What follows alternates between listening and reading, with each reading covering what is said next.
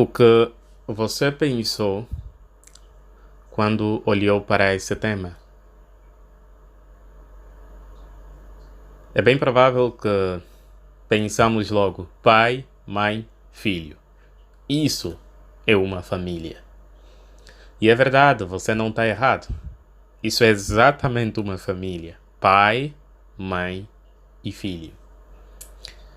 Mas do ponto de vista bíblico e do ponto de vista científico, família não é só isso. Sabia disso? Nesse discurso vamos falar exatamente disso. O que é uma família?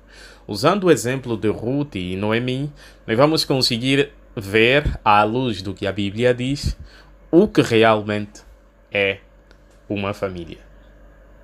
Primeiro vamos olhar no significado do dicionário da língua portuguesa. O dicionário define família como um conjunto de pessoas que possuem um grau de parentesco ou laços afetivos e vivem na mesma casa formando um lar. Porém, também significa uma organização baseada na relação afetiva e na convivência. Então isso significa que, segundo o dicionário da língua portuguesa, a família não é exatamente aquilo que nós estamos acostumados a saber, pai, mãe, filho. É muito mais do que isso. Geralmente, quando existe uma relação afetiva baseada na convivência, no afeto genuíno, nós podemos designar isso como uma família. E quando nós olhamos no exemplo de Ruth e Noemi, nós percebemos que, apesar delas não terem graus parentescos, elas eram uma família. Por exemplo, a vida dela, conforme registradas na Bíblia, mostra claramente que, durante um tempo, enquanto estiveram juntas, uma não aceitou abandonar a outra, elas apegaram-se uma à outra, davam-se conselhos benéficos uma para a outra e, por outro lado, até elogiavam, encorajavam-se umas das outras.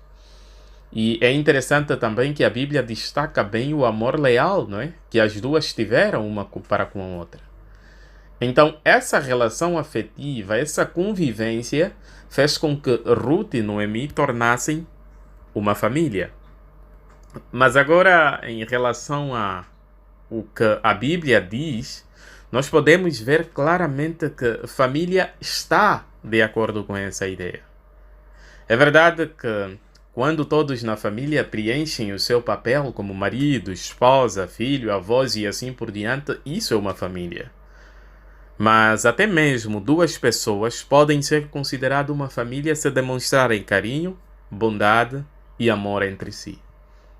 E a Bíblia, no livro de Marcos, capítulo número 10, versículos 29 ao 30, nosso Senhor Jesus Cristo deixou claro que família é exatamente mais abrangente.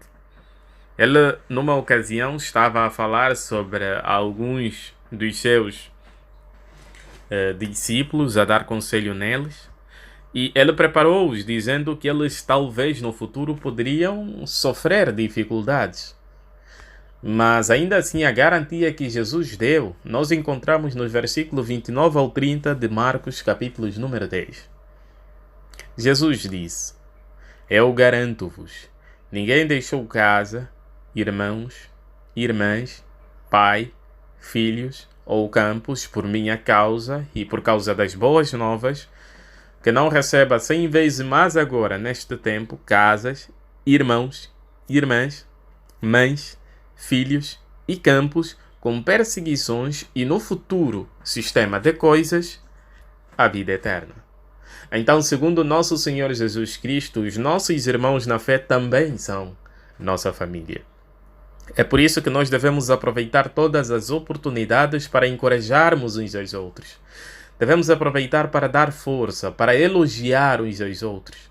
É importante que mesmo aqueles que não têm família, que servem a Jeová, se sentam bem na organização de Jeová dentro de uma nova família.